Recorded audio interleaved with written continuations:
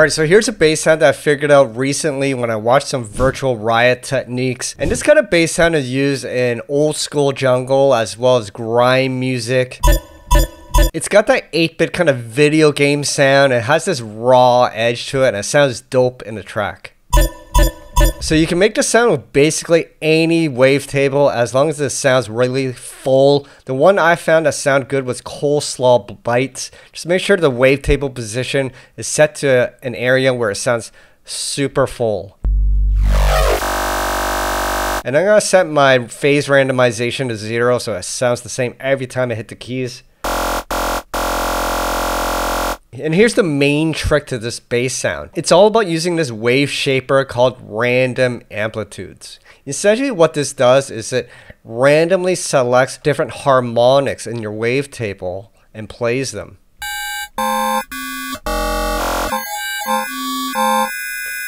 What's cool about this wave shaper is that there's this dice icon which randomly selects the harmonics every time you click on it. So we're going to be modulating this parameter to get that kind of 8-bit sound. Now the next trick with this is that we have to set an LFO that resembles kind of a jagged 8-bit shape. So I'm going to be using the LFO as an envelope.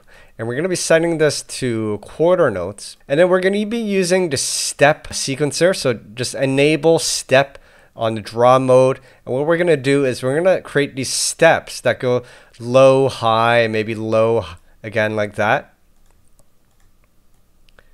Essentially what this is doing, instead of a smooth up and down, this is more of a jagged ramps, and we're going to be using this to change the wavetable position. And basically because it jumps up and down, you get these really kind of, for lack of better terms, 8-bit sound, because essentially 8-bit is not smooth. The sound of 8-bit is all those smooth curves are reduced to more rectangular squares. That's essentially what 8-bit does. So we're going to apply this LFO shape to the random amplitude. And you notice how you get that kind of video game sound? And then you can adjust the LFO amount to taste.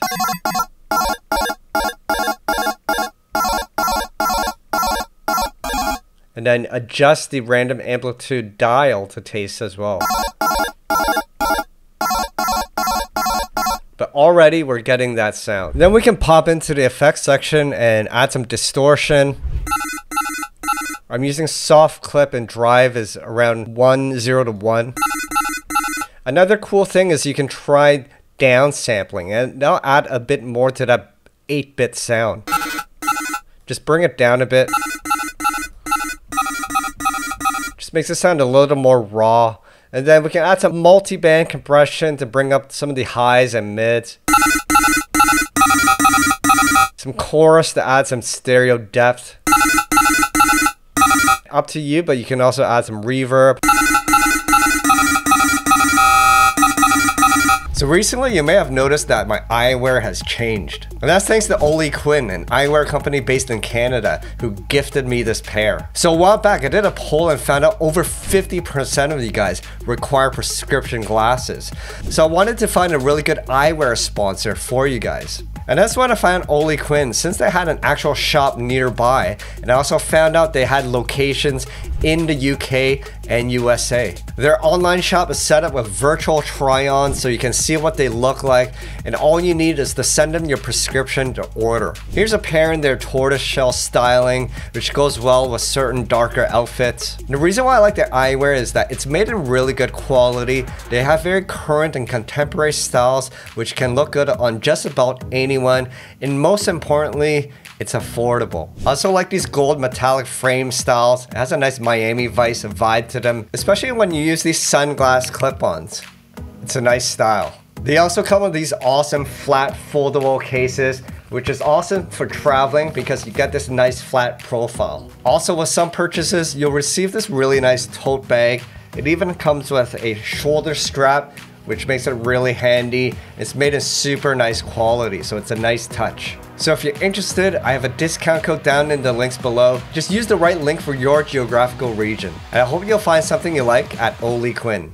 Alright, now going back into the main panel, if you want to play this as just one stab, you may want to modulate the volume of oscillator 1. What we can do is use LFO 2 and it's set to 1/8. You could use quarter notes if you want a longer note. And have this kind of shark fin shape. Just bring the level of oscillator 1 all the way down to 0 and then modulate the level using LFO 2. And now you have a stab bass.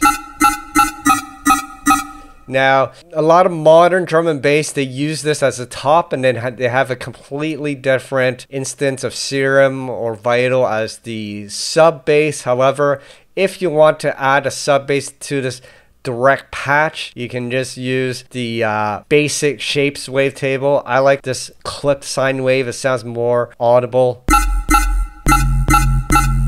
And then just bring the phase randomization down to 0, so it always starts at the beginning of the phase, reduces any clicking. And then I like to set the output to direct out, so the sub bass doesn't go into the distortion. Adjust the level to taste. If you want a longer hit, you can play the quarter note and you'll get more of that jaggedness as the alpha plays across this shape.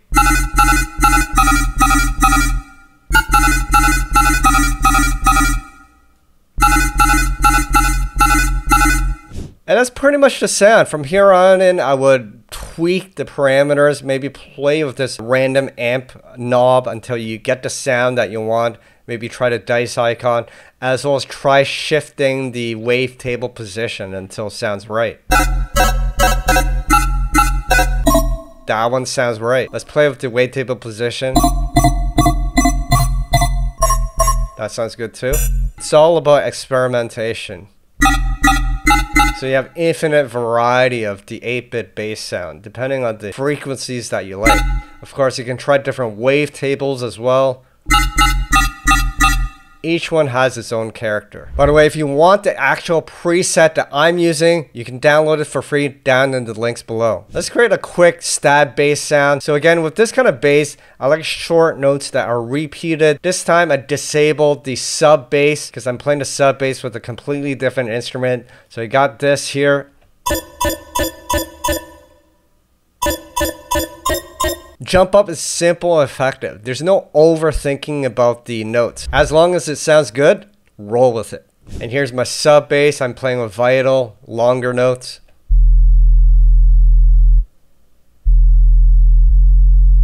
Let's hear it all together.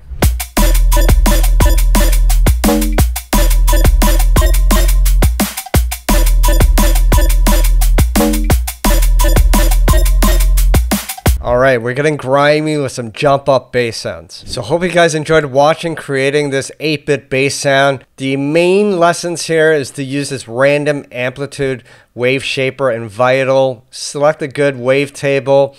And then this jagged ramped LFO shape which replicates an 8-bit waveform or whatever's happening with 8-bit music. We're replicating this with the LFO shape and modulating the wavetable position with this. And then afterwards, we can add some sauce, distortion, multi-band, chorus for stereo depth, and some reverb. And you got some sick bass sounds. If you want to support, I have a number of sample packs, preset packs, and Ableton kits to help you along your journey.